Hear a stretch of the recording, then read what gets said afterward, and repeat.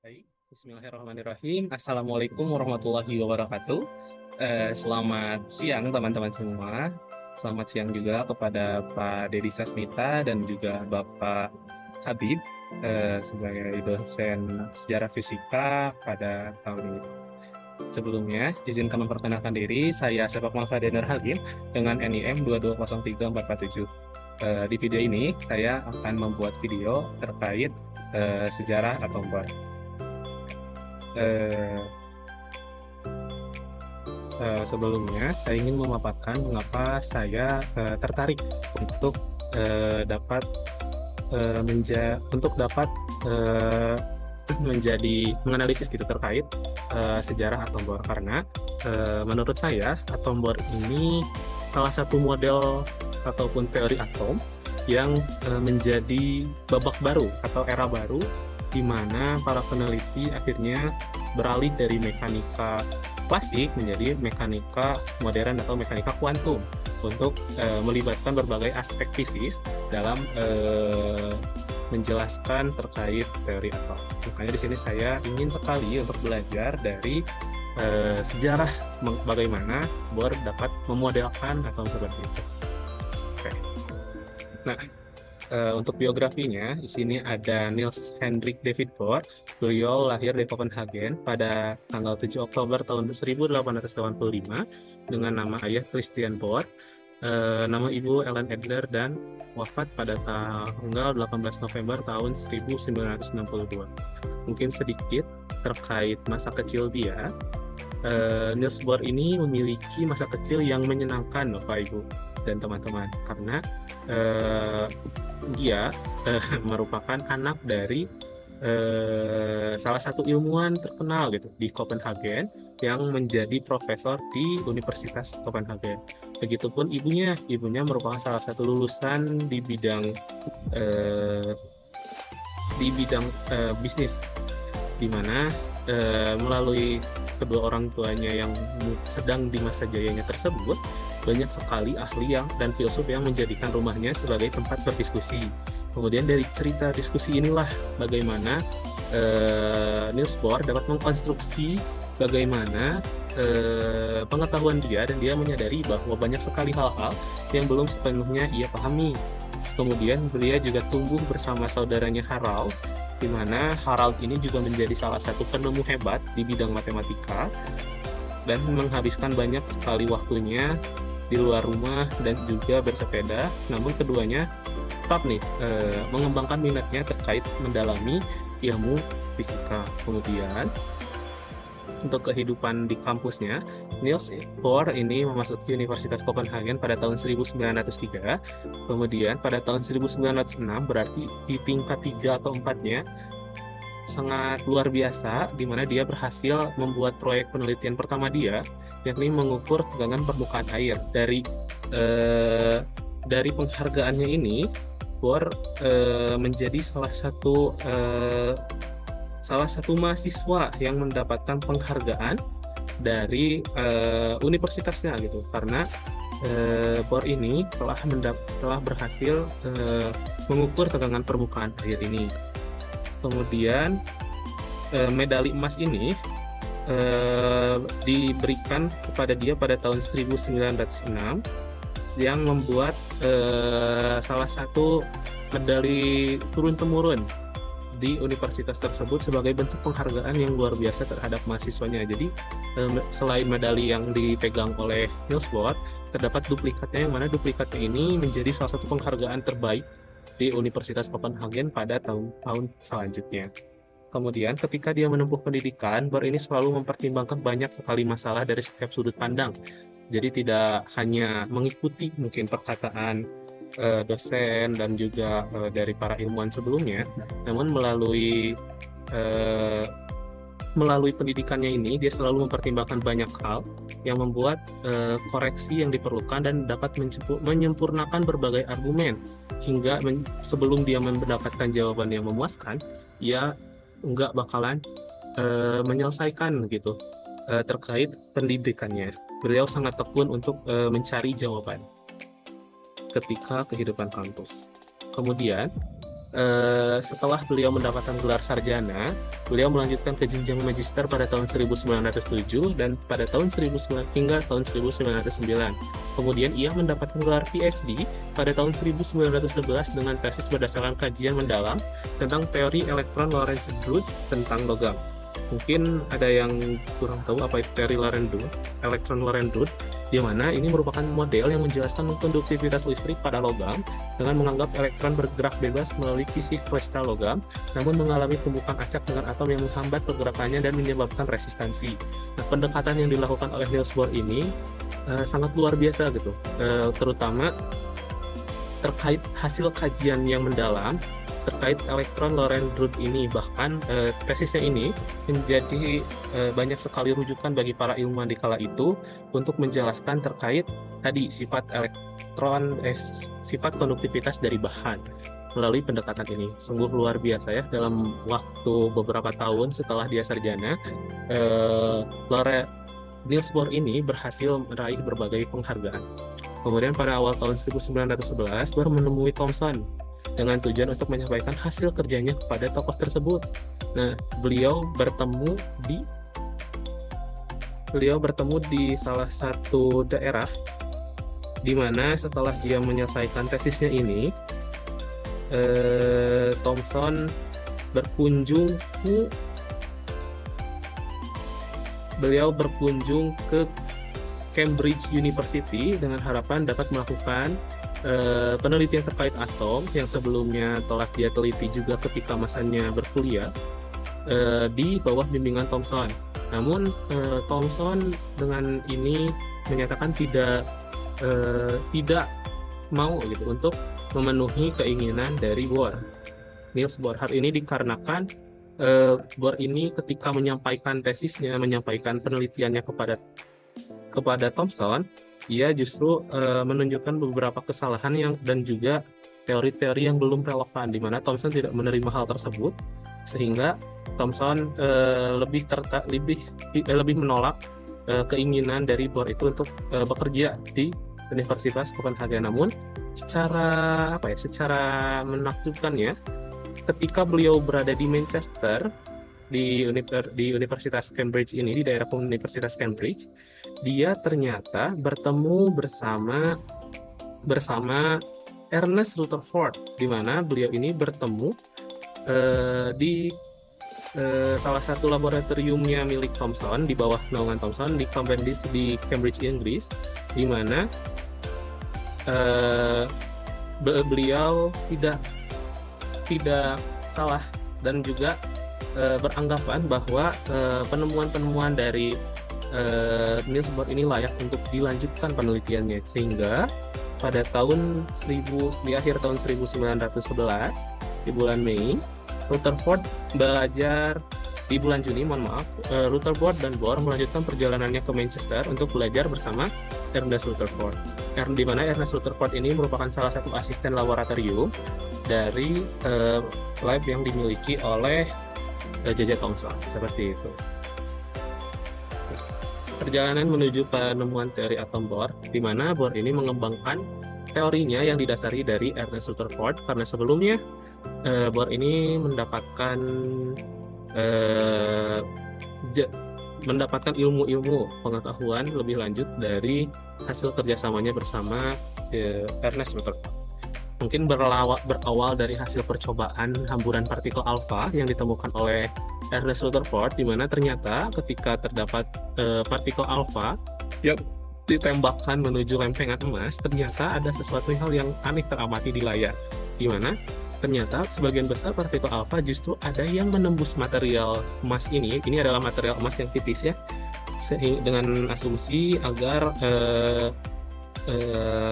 kumpulan dari inti emasnya itu terkumpul di beberapa titik saja, di satu titik tertentu. Nah, sehingga ketika dia melewati partikel alfa melalui lempengan emas ini, ternyata terdapat sebagian kecil partikel yang dibelokkan arahnya, dan juga terdapat lebih sedikit lagi partikel yang justru dibelokkan dalam arah hampir berlawanan dengan arah datang semulanya. Jadi terpantul-pantul ke sana kembali dalam suatu ruang tertentu. Nah, hal ini hal ini mengkonstruksi pemahaman Ernest Rutherford bahwa terdapat suatu muatan ataupun hal-hal fisik yang mana hal tersebut sama muatannya dengan partikel alfa yang membuat adanya sinar-sinar partikel alfa yang dibelokkan dalam perjalanannya. Sehingga di sini Ernest Rutherford membentuk suatu teori atom dia, di mana di dalam atom ini mempunyai inti yang merupakan pusat massa yang kemudian dinamakan dengan nukleus, di mana nukleus ini dikelilingi oleh awan elektron yang bermuatan negatif atau sering disebut dengan model model planet seperti itu. Nah, berlanjut dari pemahaman Ernest Rutherford tadi dan juga dari laboratorium yang telah dikembangkan, Niels Bohr ini menerapkan berbagai teori kuantum untuk menerangkan hasil studinya mengenai spektrum atom hidrogen. Nah, ini karena menjadi suatu keanehan, teman-teman.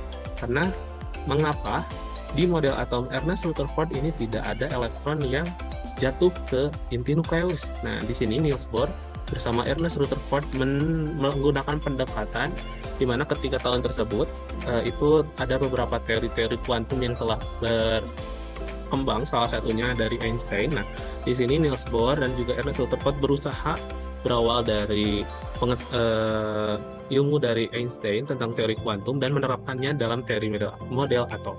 Sehingga hal-hal yang menjadi gagasan kunci yang membuat Bohr memberikan gagasannya ini yang pertama, di mana elektron ini bergerak dalam orbit dan memiliki momentum yang terkuantisasi. Karena tadi kita di sini berfokus dengan menggunakan pendekatan teori kuantum.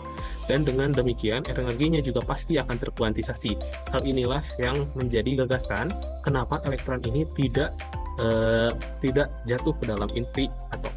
Kemudian elektron ini tidak akan kehilangan energi secara perlahan-lahan sebagaimana mereka bergerak di dalam orbit, melainkan akan tetap stabil di dalam sebuah orbit yang tidak melurus. Seperti itu. Nah, sehingga dari gagasan tadi, atom Rutherford Niels Bohr berusaha untuk membuat postulatnya, yakni ada 4 postulat. Yang pertama, atom hidrogen terdiri dari sebuah elektron yang bergerak dalam suatu lintasan edar berbentuk lingkaran mengelilingi inti atom. Gerak elektron tersebut dipengaruhi oleh gaya Coulomb, karena kan sebelumnya juga telah terdapat penemuan terkait Coulomb, di mana sesuai dengan kaidah mekanika klasik. Kemudian di sini Bohr berusaha untuk memasukkan teori kuantum, di mana lintasan edar elektron dalam hidrogen yang mantap hanyalah memiliki harga momentum angular L yang merupakan kelipatan dari tetapan Planck dibagi dengan 2V, di mana L sama N bar, di mana H bar itu merupakan pembagian antara konstanta Planck dibagi dengan 2V, di mana N-nya ini adalah bilangan kuantum utama dan H adalah konstanta Planck. Kemudian, dalam lintasan edar, elektron yang mengelilingi inti atom tidak memancarkan energi elektromagnetik. Dalam hal inilah yang membuat energi total tidak berubah untuk elektron yang berada dalam lintasan edar tertentu yang berada dalam keadaan stabil. Kemudian, jika suatu atom melakukan transisi dari keadaan energi tinggi ke energi rendah atau S1, sebuah foton dengan energi Hv sama dengan E2-S1 diemisikan, sehingga terdapat foton yang diserap ataupun terdapat foton yang keluar dari yang membutuhkan energi sebesar E2-S1. Nah, atom tersebut akan kemudian setelah foton dilepaskan atau diserap, atom tersebut akan bertransisi dari keadaan energi tertentu. Hal inilah yang mendasari mengapa elektron ini ketika tidak stabil, elektron-elektronnya justru mengeluarkan energi tertentu yang di sini kita sebut sebagai foton dengan pendekatan teori kuantum. Kemudian Bohr membentuklah suatu model atom di mana berlandaskan tadi postulat-postulat dan juga gagasan utamanya. Bohr di sini membentuk suatu model atom Bohr di mana dia menyimpulkannya dalam suatu buku, di mana bukunya ini disebut dengan On the Constitution of Atom and Molecule Part 1 hingga Part 3 yang diterbitkan di Philosophical Magazine pada bulan Juli, September, dan November, di mana Part 1, 2, 3 ini secara terpisah karena pada tahun tersebut Niels Bohr ini sedang berusaha untuk menjadi salah satu profesor di universitasnya. Kemudian setelah beliau tadi bekerja bersama J.J. Thomson pada tanggal 1 Agustus 1912, Bohr kembali ke ke Copenhagen di asal-usulnya, di mana dia menikahi Margaret Nerland pada tanggal 1 Agustus tahun 1912. Kemudian pada musim gugur, dia berhasil menjadi profesor di Universitas Copenhagen karena tadi banyak sekali paper dan juga berbagai ilmu-ilmu yang telah dia kukuhkan, sehingga pada tahun tersebut beliau diangkat di Universitas Copenhagen. Seperti itu. Ini merupakan salah satu karya luar biasa pada tahun tersebut, karena bahkan Einstein saja ketika membaca hasil dari penelitian dari Bohr ini sangat sampai terkesima gitu, karena baru kali ini dia menemukan penemu di mana sosok penemu ini menggunakan teorinya, teori kuantum dalam memodelkan suatu hal seperti itu. Nah, ini mungkin model atom Bohr yang disusun, di mana Bohr menyatakan bahwa elektron hanya menempati orbit tertentu di sekitar inti atom yang masing-masing terkait sejumlah energi kelipatan dari suatu nilai kuantum dasar.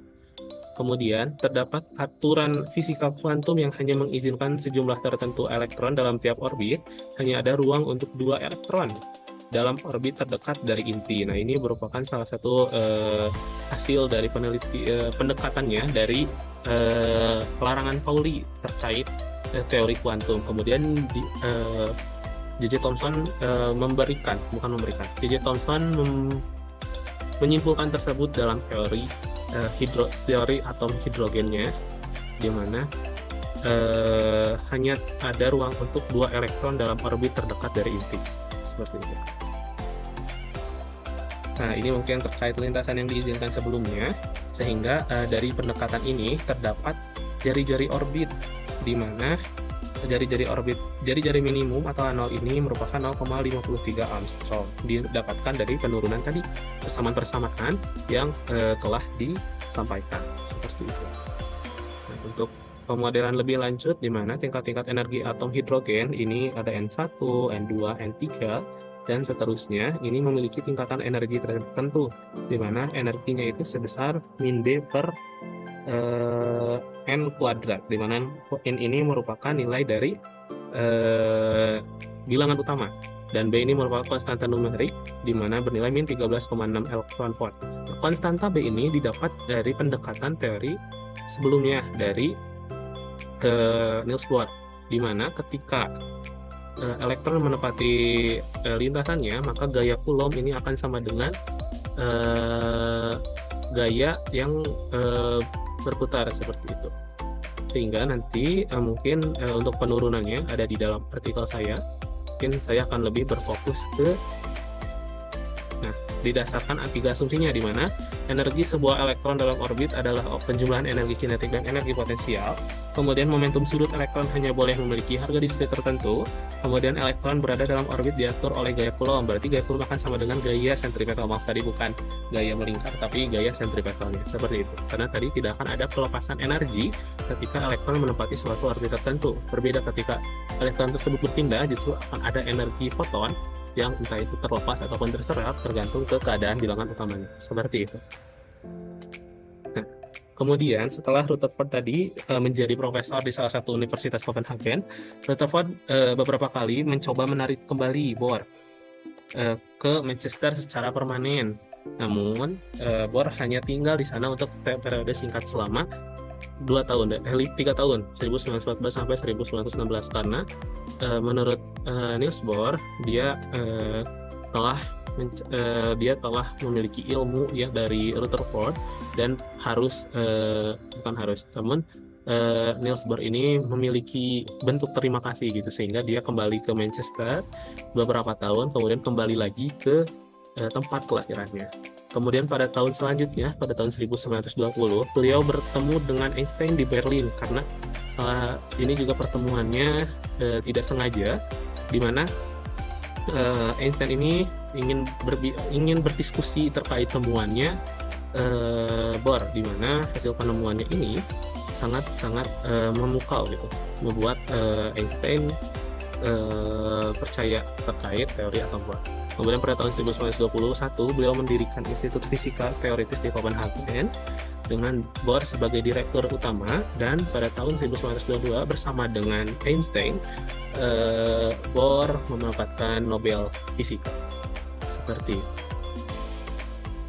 Nah, mungkin ini pandangan Einstein di mana dia berpendapat bahwa hasil penelitian dari Bohr ini memang sangat luar biasa.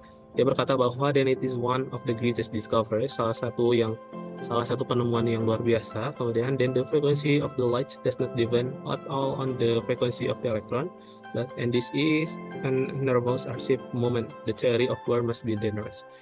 Einstein sangat-sangat mengakui gitu hasil penemuan dari Bohr. Nah, kemudian pada konferensi Solvay kelima di Belgia, Einstein ini mengajak seluruh ilmuwan, mungkin teman-teman juga nggak asing dengan foto-foto penemu yang berkumpul di Belgia. Di sini juga ada Marie Curie dan berbagai penemu hebat di dunia, di mana Einstein membuat pertanyaan gitu kepada berbagai ilmuwan, apakah Tuhan menggunakan peluang, ataupun apakah kita tidak bisa memprediksikan berbagai hal di dunia ini. Dan namun Einstein berpendapat bahwa Tuhan itu tidak bermain gaduh, di mana kita bisa merancang hal-hal, menggunakan berbagai pendekatan untuk menjelaskan suatu fenomena alam. Namun beberapa ilmuwan lain justru lebih setuju bahwa hal ini diatur oleh Tuhan. Tidak semua hal bisa kita rancang seperti demikian. Seperti itu. Kemudian menuju kematian sang tokoh, di mana selama Perang Dunia Kedua, Bohr memainkan peran kunci dalam menyelamatkan ilmuwan Yahudi dari Nazi dan juga dalam proyek pengembangan bom atom di Amerika Serikat. Setelah perang, Bohr menjadi advokat kuat untuk penggunaan energi nuklir yang damai dan pengawasan internasional, karena jadi model yang telah dia ciptakan, dia tidak ingin membuat banyak masyarakat yang yang berdampak dari hasil penelitiannya gitu, karena nuklir ini memang sangat berbahaya dan tidak bisa begitu saja digunakan sebagai senjata nuklir. Pada akhirnya Bohr meninggal dunia pada tanggal 18 November tahun 1962 karena gagal jantung, di mana November ini mengakhiri kehidupan salah satu fisikawan paling serba bisa dan berpengaruh pada abad ke-20, karena memang Bohr ini menjadi salah satu ilmuwan hebat di masanya. Ini kutipan terkenal di mana if quantum mechanics has not profoundly saved you, you haven't understood it yet. Ya betul banget, kalau misalkan kita belum terkejut karena teori mekanika kuantum, maka kita sejujurnya belum mengerti apa itu mekanika kuantum. Dan juga every sentence I say must be understood not as information but as a question. That's right. Dimana hal-hal yang mungkin dinyatakan oleh Bohr ini bukanlah sebuah pernyataan, namun sebuah pertanyaan. Karena semuanya pandangan dari Bohr ini, semua hal ini merupakan berawal dari pertanyaan. Belum ada jawaban pasti akan suatu hal sebelum kita sendiri yang mencarinya. Mungkin itu untuk video presentasi terkait teori atom Bohr. Dari sini saya belajar banyak hal banget terkait bagaimana Bohr bisa mendapatkan teorinya, dan juga ternyata ilmuwan-ilmuwan hebat itu berawal dari pertanyaan, di mana pertanyaan ini merupakan cikal bakal bagaimana suatu ilmu atau pengetahuan dapat didapatkan. Seperti itu. Itu untuk presentasi saya. Mohon maaf apabila banyak kesalahan. Terima kasih kepada Pak Dedi dan juga Pak Habib yang telah mempersilahkan saya dan juga mendugaskan saya. Sekian, wabillahi taufiq wal hidayah. Wassalamualaikum warahmatullahi wabarakatuh.